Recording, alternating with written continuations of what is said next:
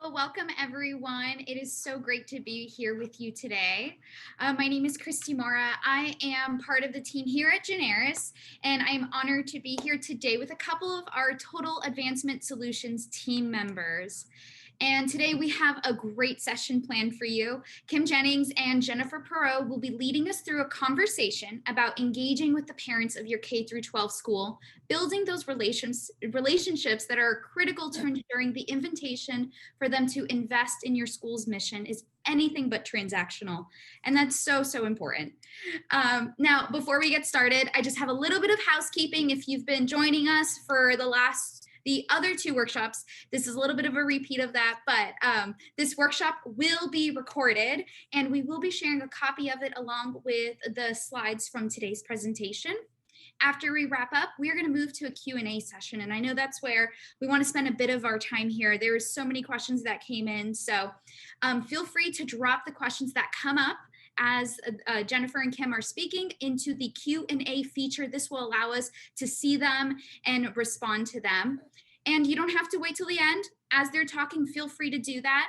And the chat is available right now, so feel free to let us know who you are and where you're tuning in from. So that is it for me. Kim and Jennifer, I'll let you both take it away. Thank you so much, Christy. And let me share my screen and we'll get started. There it goes.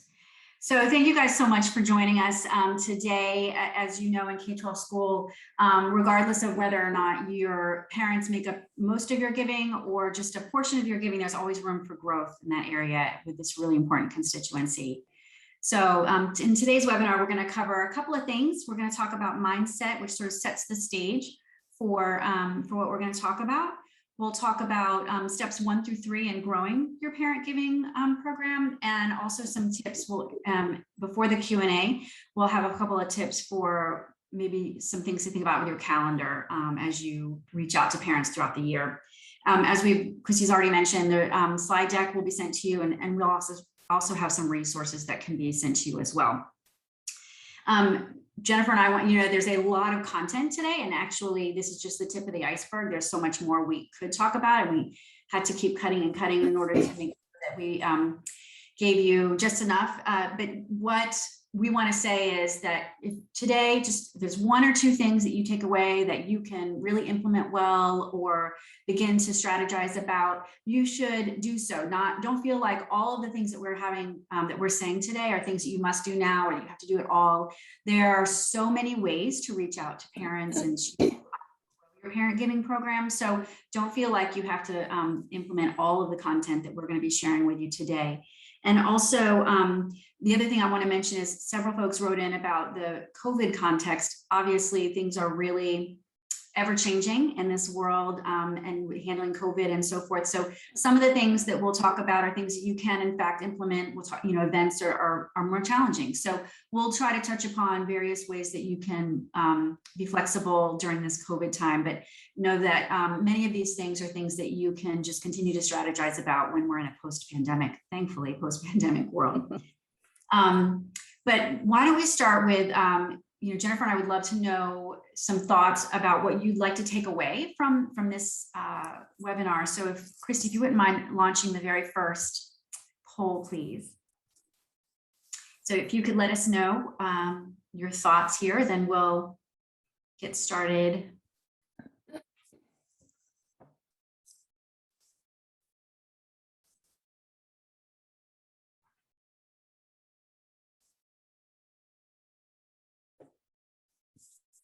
The last couple of votes, and then we'll see what we've got.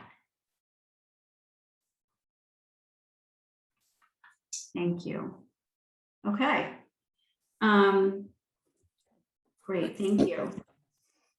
And then we have one more last little poll that we just wanted to get a sense of the kind of participation you're currently seeing in your school. If you want to launch the second poll, Christy, what kind of participation are you currently experiencing?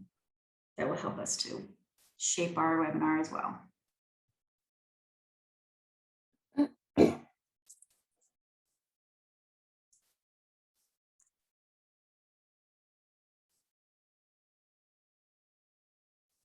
Last couple of thoughts.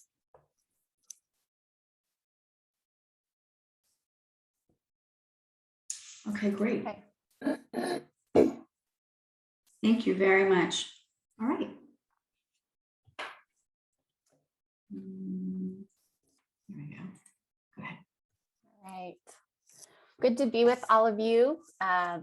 I'm Jennifer Perrow, and I'm coming to you from Seattle, Washington. And I actually was a parent of 2 children who attended a large private Christian school here in Seattle, and then have done a lot of work with Christian schools around the country. So everything we're going to talk about today is near and dear to my heart in multiple ways.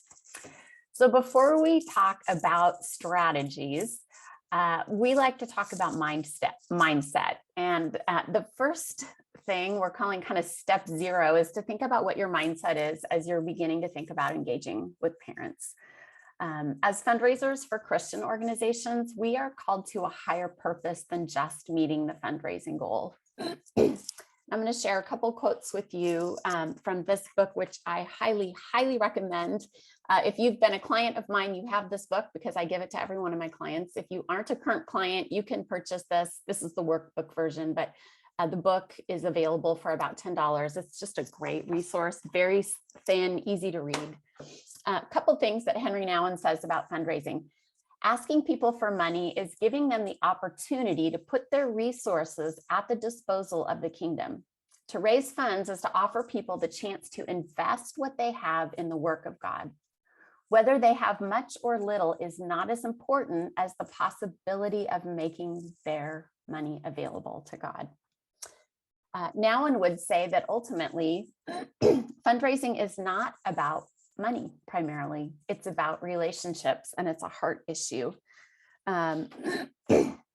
He says, I love this quote from Nouwen. He says, giving should be spiritually good for the giver, the asker, and the beneficiaries. So when we're preparing to enter into relationships with parents, that's something to keep in mind.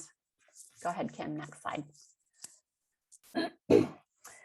When we're working with parents in the K-12 community, our calling has a third dimension as well, and that is community. Kim, why don't you go to the next slide, and then I'm going to add another. When fundraising as ministry calls people together in communion with God and one another, it must hold out the real possibility of friendship and community. People have such a need for friendship and community that fundraising has to be community building. And I would say in this COVID world, people have a need for community building even more. And so it's incumbent upon us to figure out how to further relationships with people, even if we can't meet with them in person. I want to add just a couple notes here about mindset. I think when we're approaching parents to build relationships, we want to be invitational, not coercive. We want to be winsome and compelling, not forceful. We want to invite people to be a part of something that is bigger than themselves. I always like to pray before I head into particularly a one-on-one conversation with a giver or a parent. I just like to prepare my heart, kind of think about what I'm going to say, and then pray for the interaction and pray for the people I'm about to meet with. I had an interaction just yesterday, actually, with one of my clients that I'm coaching them about asking for major gifts. And the chairman of the board said to me yesterday, he said, Jennifer, I thought I couldn't do this because I really thought that fundraising was going to be about having to get into uncomfortable conversations and twist people's arms around money. He said, but I think what you're saying is we're really inviting people into relationship and seeing if they want to be a part of this really great ministry. And he said, I can do that. And I said, yes, Scott, you can. So that mindset is really important.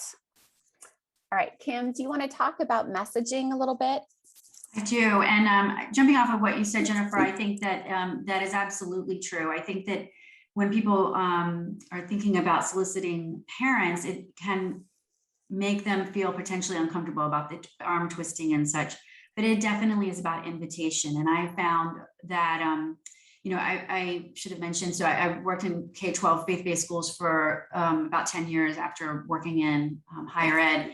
And I always found that when we're pushing on the transactional side, many of the tactics that we in K-12 schools do, all of which, or some of which are very useful and can have their place. But if we're relying on that and not about the relational side, that's when things tip and get more challenging for us. So I want to talk about a little bit about messaging, and this is a little bit, it can be an interesting point, I think, because it's something that when I was a current fundraiser, we always talk about 100% parent participation, but I think we should stop promoting it. I think that it makes it feel very transactional. It's a number that's not really necessarily realistic anyway. And in the research that we've done, we've seen that it's really about board participation being 100%, and then that message has been applied to other constituencies. So in reality, promoting 100% parent participation is not necessarily the way you want to go. And what are we really saying to our parents about their heart place about giving? If we're saying just give $1 just so we can say 100%, it just doesn't feel right and doesn't work well with the framing of the invitation idea. We're asking them to enter in with us as a shared purpose. And as Jennifer was saying, it's really about the magic of giving. It's an experience for them as givers to come together to make the mission possible, not meant to be a coercion. So steps 1 through 3 in growing parent giving, we're going to talk briefly about these. And like I said, there is so much content that we could cover, and you will receive, we'll offer you a resource later. And then I just want to say again, Jennifer and I are really more than happy to have a free consultation with you over the phone to talk about your specific questions. But right now we're going to cover steps 1, 2, and 3, which are onboarding new parents well. Step 2 is communicating clearly and with intentionality to all parents and not just donors and major donors. And step 3 is maintaining a focus on gifts, which is a little funny. There's that tension that we have and reaching out to everybody, but also we do need to raise funds. So for step 1, we talk about onboarding new parents well. I feel really, really strongly, and this is something that I experienced as a fundraiser and my clients are experiencing, which is new parents and onboarding new parents is actually a critical step. So the speed in which they feel like they are a part of the community will impact the speed in which they invest their time, talent, and treasure into the mission. And in fact, while we hope as fundraisers that they will give to our organization financially, their time and talent is also really important, and it's important to them. We want to think about our parents in what I call their stage of their tenure. So when they join, they are very new, they are very excited. There's so many things about the organization or the school that they're excited about, and we want to lean into that. So as a gift officer, you're going to want to get to know them better and faster. And so some of the ways that Jennifer and I have experienced with our clients and in fundraising is through receptions, there's a variety of ways, and we'd be happy to talk with you about that. About ways that are realistic to accomplish those, even when you have a small staff. But when I say, this is how you turn the tanker. So the reason I say that is if in fact you have a culture of generosity that you are trying to build, regardless of where you stand right now, if you're trying to build that culture of giving and philanthropy in your school, the way that you're going to turn the tanker is to start with the new parents. And you just sort of, it turns the ship bit by bit. And after a certain number of parents graduate out and new parents come in, you eventually will have had a change in culture that you have started with those new folks as they come in. Are there going to be challenges? Certainly. But by onboarding your new parents well, you will begin to change the culture step by step. So one of the ways that we can make this happen is that we want to have our parent development committee. I could talk for a long time about this, and so I won't do that, but trust me when I say that this is your superpower. That is a really important group of folks that you want to nurture and equip and train and use out in your community. And several folks wrote in questions previous when they registered about the participation level and that kind of messaging. And I really encourage you to be very clear from the start and feel it too. I know it's hard when you are, I've been in the place where we're 1 month away from year-end close and we still have, a third still to raise. That's a really challenging place to be. But in reality, if we feel truly and own the fact that every gift matters, all gifts are appreciated and every gift and every amount makes a difference, then that will help with your communication. You should feel that, and you could communicate it at all times. It goes back to that Henry Nouwen quote that in parents and fundraising, it's all about community in addition to raising the money. So if you're not producing a strategy-rich new parent reception each fall, you're missing a huge opportunity. And I won't go into all the details now, but when I say a strategy-rich, it's not just having a party and having someone speak at the front and everyone goes home. There's many, many steps in between that can really, really, really give you a strong return on your investment for those events. And so I'd be happy to talk with you in detail about those kinds of events that I've thrown and helped to throw. So, but that's a really important opportunity that you could be missing. All right, I want to talk about communications. Communicating clearly and regularly, not just here and there, but being clear and regular and creative makes the difference. And here's why. It communicates the impact of generosity all the time, not just with the acknowledgement or the annual report. It keeps the lines of communication open by regularly asking for feedback and sharing. Fundraising is an ongoing dialogue and conversation, not a speech. So I have a graphic that I like to use with clients, and I'll just explain it here. If you draw a circle right now on a piece of paper, at the top of that circle with kind of arrows, first you ask for the gift, then you say thank you for the gift, then you report the impact of the gift, and only then have you really earned the opportunity to start the cycle over and ask again. And I think a lot of times in fundraising, we really get into the ask, then we send a one-time thank you in January with acknowledgements of what people gave the previous year. And we forget that we need to be reporting impact all the time. So I often ask clients to think about what is every communication channel that you have at your disposal? What are the main ways that information is spread at your school? Every school is different. Some will say it's our parent Facebook page. Others will say it's our weekly newsletter, or it's through kid mail when we send things home in backpacks. Or I have a school that has big screens up, and as parents are dropping their kids off, they can see the most important parent messages. So what are the ways that people are engaging with your information? And then you want to use all of those to kind of help continue to encourage, invite, and thank people around making a gift to your school. Kim, can you go to the next slide? So what we're looking for is regular impact-driven communication. I recommend, and I know Kim does as well, making a calendar for the year and figuring out when are we going to send a letter in the mail? When are we going to do an email? When are we going to put something in the newsletter? When are we going to post a video on the Facebook page? You can do simply written emails with authentic content. Some of the best things that we see are when people, kind of step out of the prescribed communication and send a special photo or video or something. And I'm going to show you some examples of that. Focus on mission, include photos or videos if you can. And remember, we're inviting all parents to be a part of this. So it doesn't matter, yes, you're going to have your group of high capacity givers, and they will be on perhaps a different or elevated communication schedule with you, but we want to be invitational and share impact with all parents. Let me show you a couple samples. This is one of our Generis clients, Big Valley Christian School in California.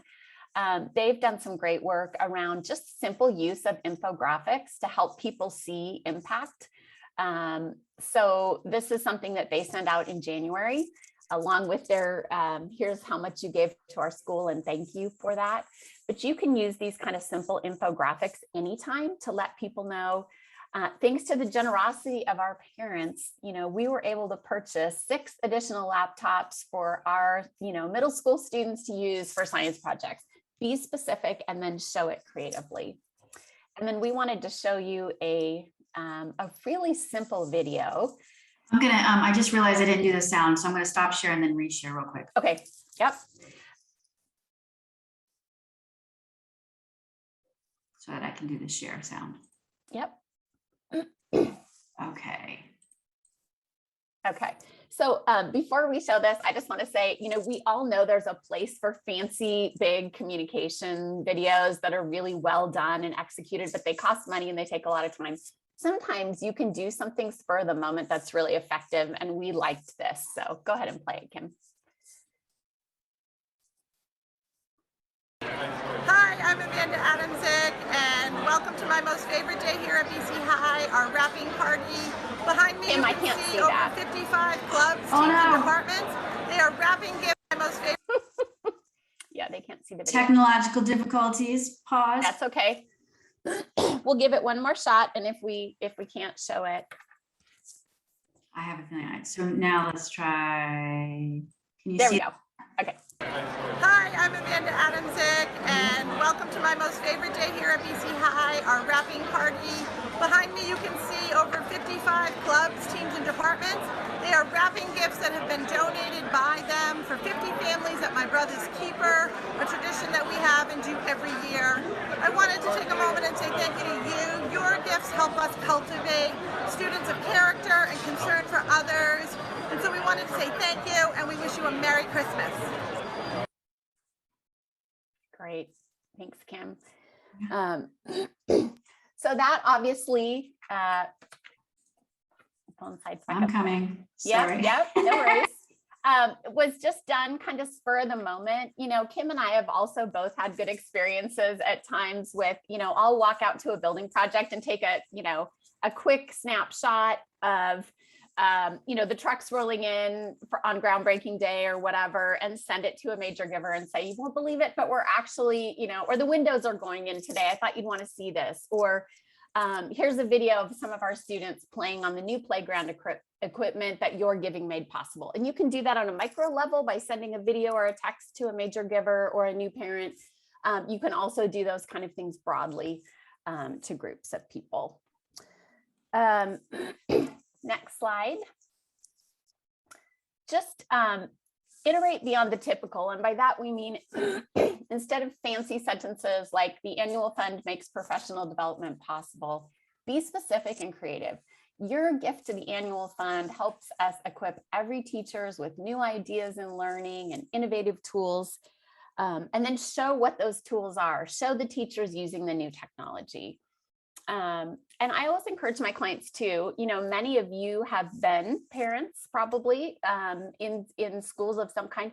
What would get your attention? What's going to feel meaningful for the people at your school? And think about what would be meaningful for you. And sometimes that helps you to kind of step outside of the normal box when it comes to communications. Jennifer, I'm going to jump in real quick. Yep. On the other piece about that is because you are parents, you also know how incredibly busy they are. And so you have to remember that you have to communicate potentially many more times than you might like. Even though you've heard the message several times, don't forget that they may not have clicked on that email. They may not have seen that Facebook post. So the communication has to be much more than you might initially plan. Yep. And I'll just piggyback on that, Kim, and say that the phrase we hear sometimes from people is, well, we don't want to communicate too much because donor fatigue. I don't really know that I believe in donor fatigue. I think donor fatigue happens if we're repeating the same message over and over and over and over. But when we're creative and winsome and engaging and sharing stories of impact, I don't think people get tired of that in my experience. So I think it's fatigue on the part of the communicators. But as Kim said, parents are busy, so give them multiple ways to engage and multiple, you can do that at events. You can invite people, one of my favorite things to do, and again, it's not hard to do, but if you're at an event, you're at your Christmas concert, it's great for the head of school to say, thank you, we're delighted you're all here. We've got a lot of grandparents and parents here tonight. I just want to let you know that we've made, significant investments in our theater and choir programs this year, and you're going to see that tonight. And we've been able to do that because of the generosity of our parents and grandparents above and beyond tuition. So I hope you enjoy this tonight, and thank you. And if you'd like to learn more about how to support programs like this, we've got some folks in the back afterwards. I have a client that did that, and I had a grandparent that came up and handed a $5,000 check at the end. Just so grateful, right? So I'm not saying that's going to happen every time, but just really using all of your channels.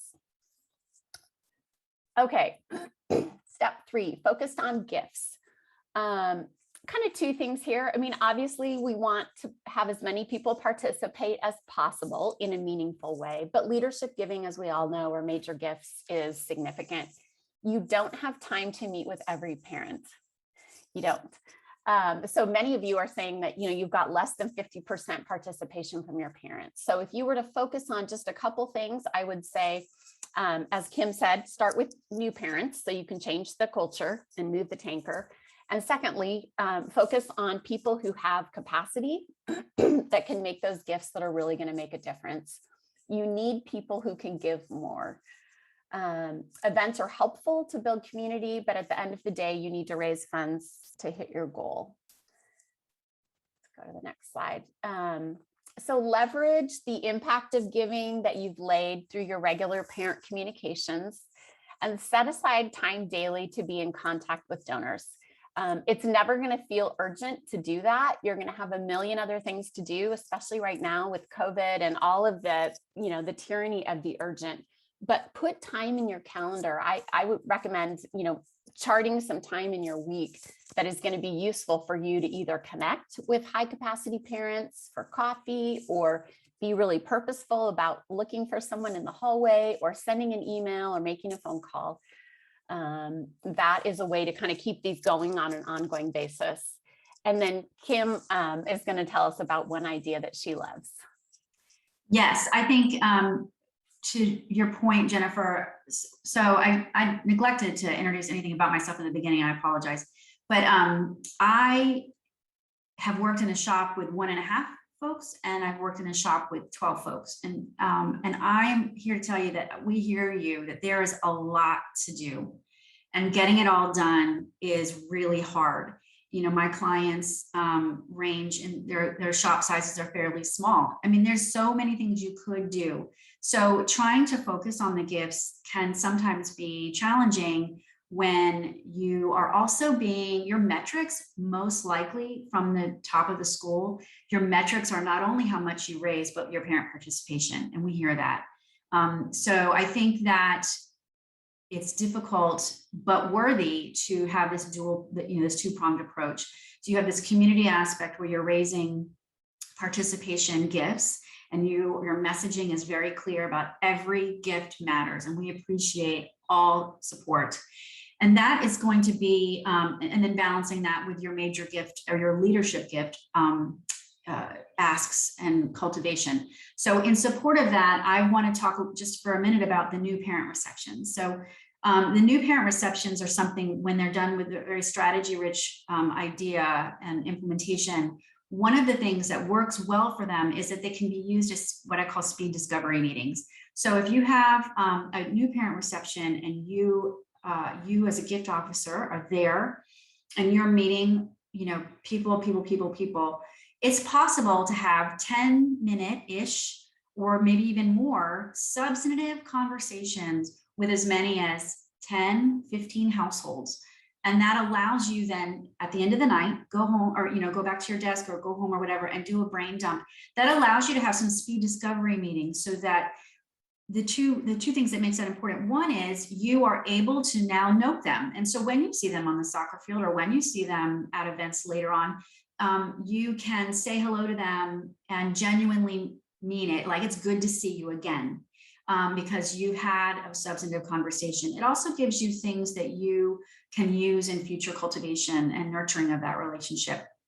And lastly, if it turns out that it is a major gift prospect or a leadership annual gift prospect, this is the first step. You've already got a little speed discovery meeting in already with them. And so when you call them up after the new parent reception for a coffee, you can say, let's continue our conversation.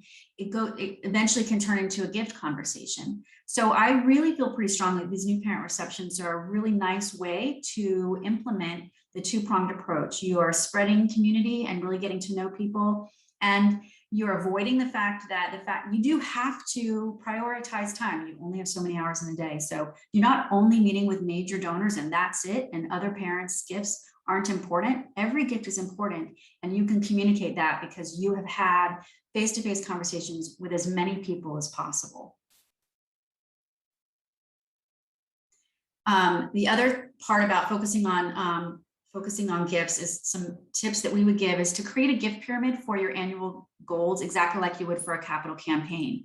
And when I say a gift pyramid, I'm not saying that you are creating, our goal is this, and so we need this many gifts here and this many, and then that's something that you share with people. I'm saying that this is an internal roadmap. So you have a sense of, in order to reach our goal, we're going to need these, ideally we need these number of gifts and this amount and this gift band and so forth. And then you chart it out. I know that this family gave this much last year. We're hoping they'll give this gift band, or maybe we can ask them to increase and so forth. It allows you to have a roadmap that helps you to focus on the gifts, which is an area that in order to make goal, you're going to have that approach. And do remember and feel it's tough, but it usually takes, research has shown and things that we know from working with vendors, 6+ attempts to secure an actual meeting. So it's going to take time. So you're going to have to start reaching out to people and getting those meetings. And therefore it's going to take, we'll talk in a minute about calendaring, but it's going to start early. You need to start early. You can't necessarily expect to meet with a new parent for the first time in September. And they're, generally speaking, they're not going to give a leadership gift the first week of October. It might happen, but it probably won't. It's going to take some time to grow those relationships and get those meetings. And then inviting the appropriate candidates who are leadership givers or prospective leadership givers to take a role in your committee structure. So one of the reasons that helps is that you need to replicate yourself. You need to deputize. That's how we use it with our clients. You need to deputize yourself out in the school community. But you also, by bringing them close to you and into that internal, the concentric circles I'm sure you're all familiar with, if you bring them in closer to the middle of your organization, they will really make the case often to themselves about why their investment can be greater, and they can feel really good about that. I just want to double check our questions because there's two. So one is there's a question that came up about the participation in annual fund, which we'll talk about in a little bit. But about parent fundraising team. When building this team, we share a couple insights about the characteristics of the parents you want in this team and the specific language you are commissioning them to do as a team. I think this is since we're on this little topic right here, I'll pause really quick and talk about the parent fundraising team. There's different camps about it, and you can have, you need sort of an overarching group. You need a strategic parents who are strategic and help you think through strategy. You need worker bees, frankly, people who are going to be willing to go in there and stuff envelopes or hand out flyers or, get auction items if you're doing a gala or whatever those things might be. You have to have parents who have both of those kinds of characteristics. And you want to have as diverse a community represented on your committee as possible. So from across the grades, from across your geographic spread for your school, different points of view. You don't want to have only folks who give large gifts. You want everybody on your committee should be giving, but participation level giving, quote unquote, is still really important, and you want their opinion and their representation on your committee. So the way that I do that, again, the speed discovery meetings are really helpful because then I am able to target and grow the committee that way. So I'm always able to bring in new people to the committee that I've just met. Some of the characteristics I think are people who they don't necessarily have to be the biggest and brightest influencers, although that's helpful to have some of those kinds of folks on your committee because you do need folks who are able to influence their peers and help be a megaphone and an ambassador out in the community. But it's also people who are very quiet and are willing to sit with you and think through the ramifications of decisions. If we do this at an event, what is that accidentally saying? What are the ways that we're reaching out to parents? What about this messaging? That makes sense for you. You live in this area of our geographic spread versus this area of the geographic spread. So I think that generally speaking, when I say characteristics, it's hard for me to say what they would be, but I would say specifically that they are a variety. It does not all have to be the go-getter, mom and dad who are out there planning a huge event for you every year. It doesn't have to be all of those kinds of folks. It can be people with different skill sets and different types of talents that they bring to the table. I hope that helps. So the parent development calendar, this is just a quick snapshot that Jennifer and I created. If you were to look at it in terms of quarters, now this is an uber simplified version, of course, but in the first quarter, you're onboarding your new parents, and this is the time for, you want to focus on live and renewal. These are the folks who have already given, they've already made the case to themselves about why their investment was important. And so you're hoping to help them give again this year, or make a commitment for this year. It's important, harkening back to the communications that Jennifer talked about and the impact you've been on. These folks are not, it's not like you ask them in November, they don't hear anything from you again, except for the acknowledgement. And then in November, you're asking them again. So it's really important that you've implemented some aspect of an impact communications calendar.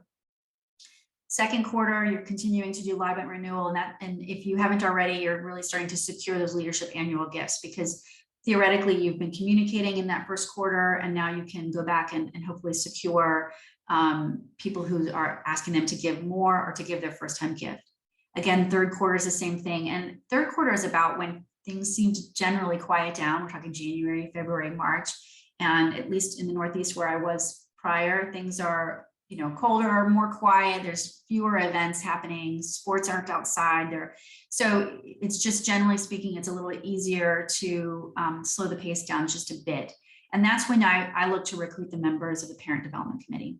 And we, if you're just starting a Parent Development Committee, all the time is a good time to recruit members to your parent community. We have, I have a client that's currently in the middle of doing that right now. So you are constantly reaching out to new parents and asking them at any time, but it's maybe a good idea in your third quarter to focus on really building that team up.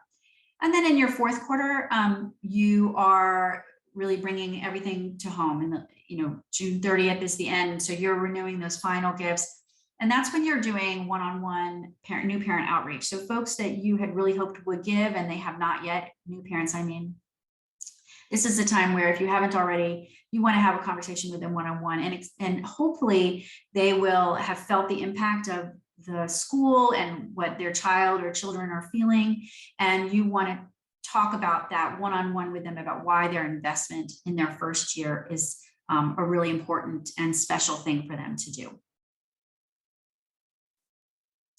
So we have some Q&A. Okay, so Jennifer, do you want to add anything before we jump to the Q&A? No, I don't think so. Okay. Thank you guys so much for sending in questions. We've had a bunch of them, and we've tried to categorize them. And I will say that right off the top that we got a few questions related to campaigns, just like capital or comprehensive campaigns and specific aspects of that. And because those are really challenging, a lot of our clients are in campaigns. So what we found across the board is that each campaign is different and everybody has their own context and needs. So we encourage you to reach out to Jennifer and myself. We're happy to have just a free conversation, a discovery meeting with you on the phone, and we can answer questions to you specific to your context in school. We'd be really, really happy to do that at any time. So we're not... Yeah, go ahead. I want to make sure you saw there's a very good question that came in that Christy just posted in the chat bar, not the Q&A, about how and what you do for a new parent reception. Can you maybe net that out a little bit? What does a new parent reception look like? Thank you. I didn't see that. So a new parent reception, I'll mention, there's a lot of pieces to it, but what I recommend is that every single new parent in your school, regardless of what you have discovered about their giving capacity, is invited to a new parent reception. A lot of schools do these coffees and such, where you meet with the head of school. And I think those are really important to get them into the community. But some of the aspects I think that are really key to what I call a strategy rich reception is that you have one, it's an opportunity for them to network with one another. So you allow for, like, after, when you follow up, you're going to send information. I say, hey, everybody, was so good to see you. This is the list and the emails of folks who were there last night, in case you want to connect with one another about carpooling, if you want to connect with one another about soccer parents or whatever it is. You are intentionally it feels organic, but you're being very intentional about creating community amongst your new parents. Another tip I have is that it's meant for them to be with one another, and they should meet and mingle over food and drink. And ideally it's in someone's home with a host parent is ideal.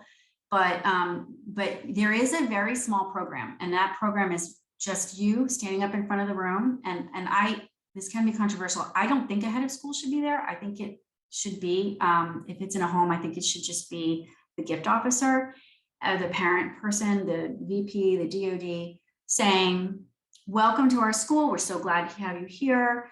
And then you talk about our parent community does this. Everyone gets involved, and you just sort of talk about your community, and you talk about a culture of giving as if it is there already, because there's some element of it there. So you just sort of, again, turn the tanker by saying, this is our community. So our community comes together, and we have volunteers, and these are some of the things you can do to volunteer. In November, you're going to be asked to make an annual fun gift. And like, you normalize the concept of the fact that everybody in your school contributes to the annual fund as one example. So you're normalizing that culture. One other piece that I feel is sort of a bit of the magic of those kind of events is that you circle up. And so where everyone has food and drink, and then you all gather in the living room, and then you say your 3-minute piece, and then you open up, and everyone goes around the circle, and they say, I'm, Jennifer, and I'm from such and such area, and my child is a new freshman, and we are so excited. One of the things that brought us to this school is that blah, blah, blah. If everyone says like a 2-minute thing that goes around, it just builds community. It's a really magical moment. And you find that people are like, oh, I'm from so-and-so, or I grew up in Buffalo, New York too. Things like that build community amongst the room. And it also allows them, I've never been to one of these things ever where someone didn't cry because they felt so good about the school and what was happening with their child. And they sell themselves on why they're there and why they think it's an amazing place to be. So it's a really nice and warm moment.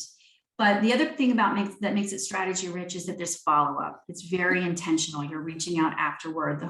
You give the host person the text and use of things to reach out to the guests as well. There's like about 10 other things that I could mention, but that's it in a nutshell, I think. Does that help, Jennifer?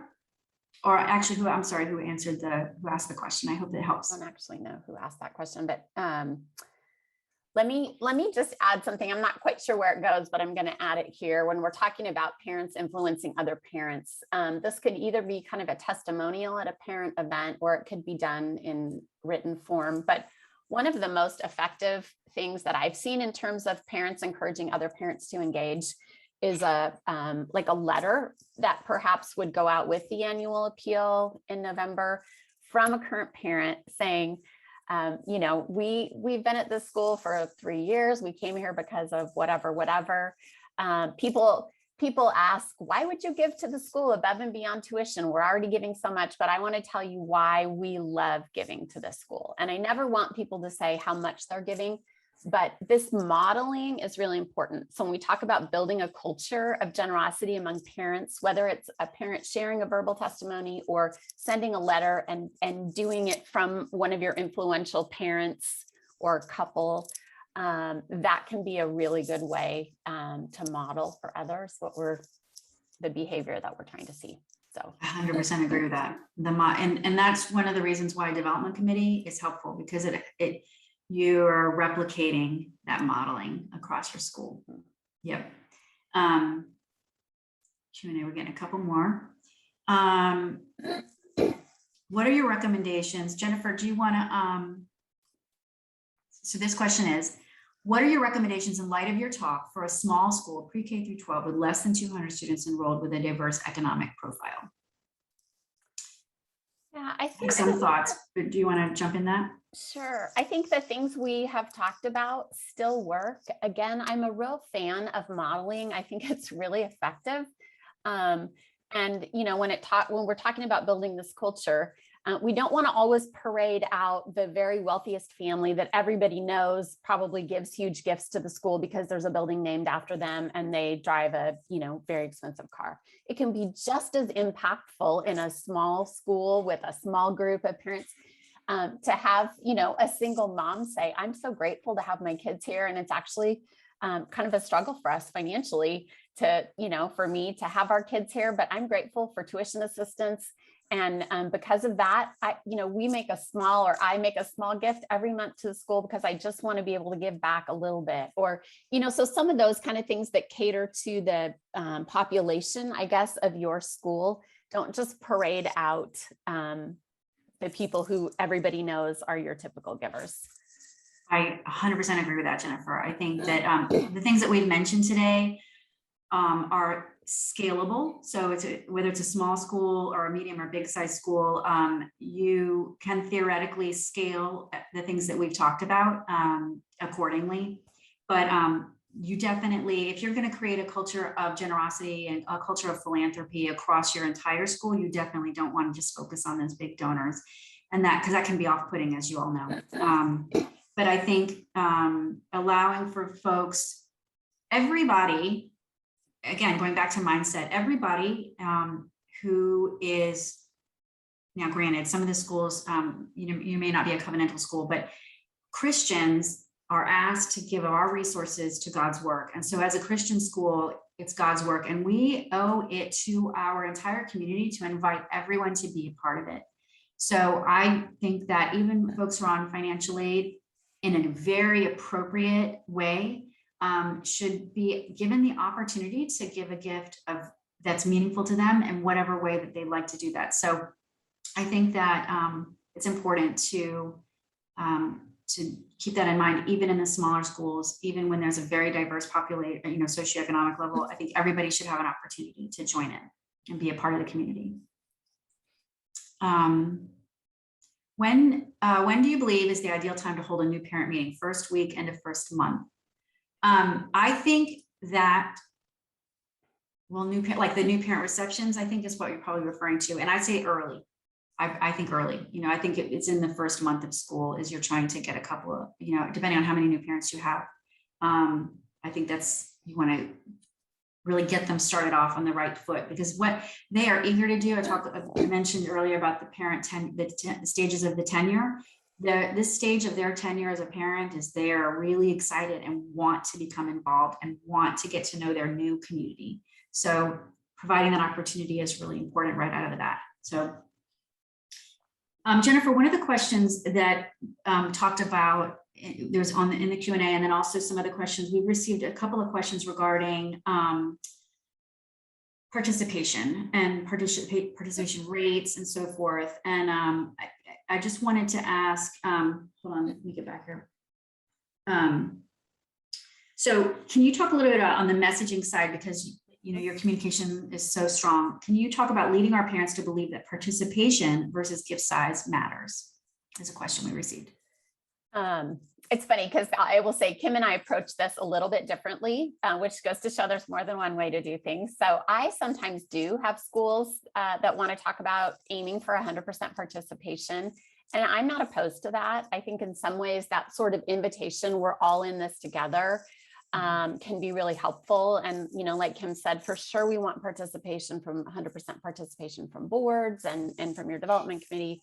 But when it comes to parents, I think we want to be invitational. And again, getting back to what we talked about at the beginning with some of the now and stuff, the now and quotes, we're not arm twisting and trying to get, just give $1 so we can get our participation rates up, but we're inviting everybody and saying every gift of every size matters. And we want all of you to participate together with us in creating this, beautiful new gymnasium, or in boosting our academic programs and allowing us to, add some dual credit classes by hiring an additional teacher. Or so I think it's that invitational versus coercion,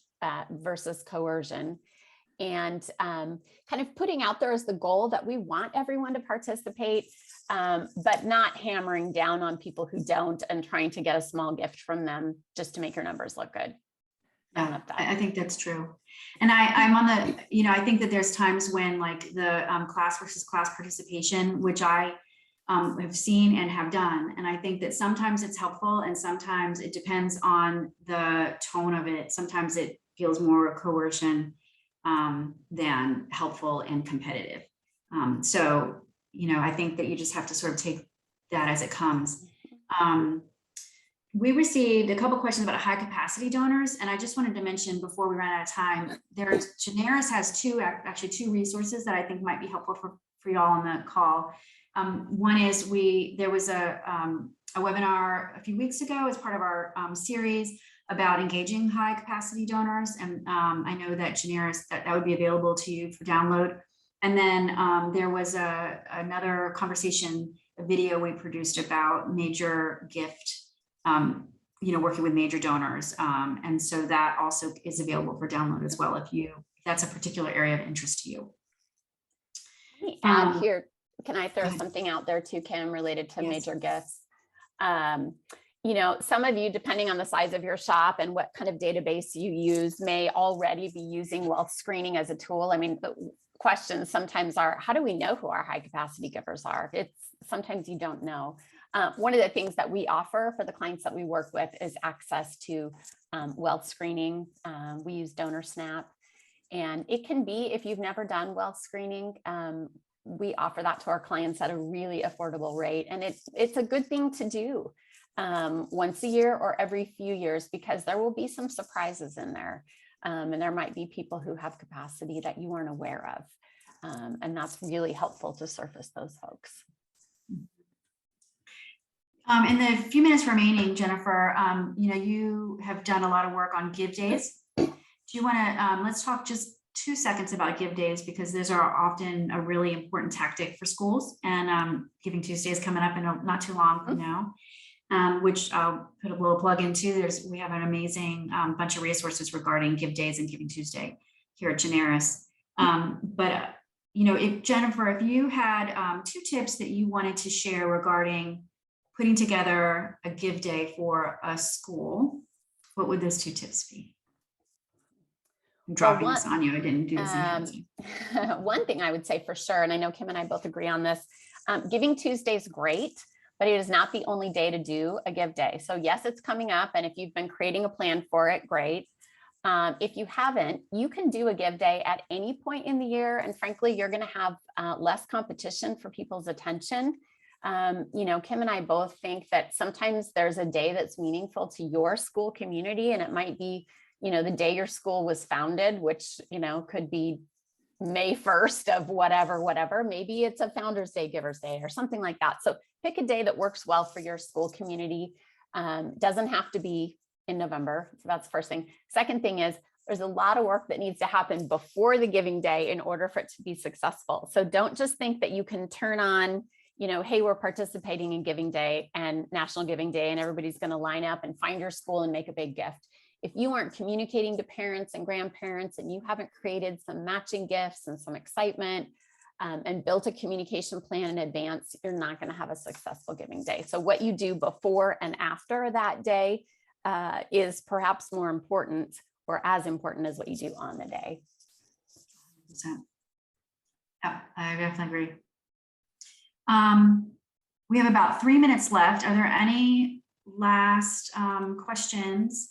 Obviously, Jennifer and I are very happy to to chat with you. And if you want to just reach out to us for Discovery Visit, we'd love to answer your questions directly. If there's something specific to your school, which is one of the things that Jennings, we really pride ourselves on, is that we are very customized. Everything that we do is very customized to your school and your school's culture.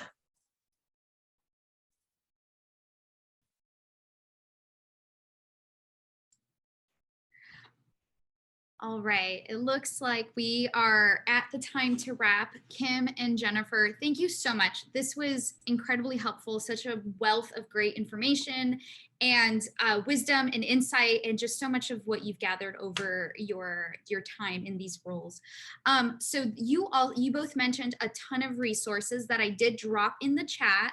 I'm gonna drop a couple more links there as well, but something I did want to point out, Giving Days, Giving Tuesday, next week, we are sending out a Giving Days resource. It's a landing page where we've gathered all of the tools, templates, anything that is related to Giving Tuesday and Giving Days. We've put it all together. So I'll be sending that out next week. And a great thing is if you're on this webinar, you're going to get that email. So keep your eyes out for that one.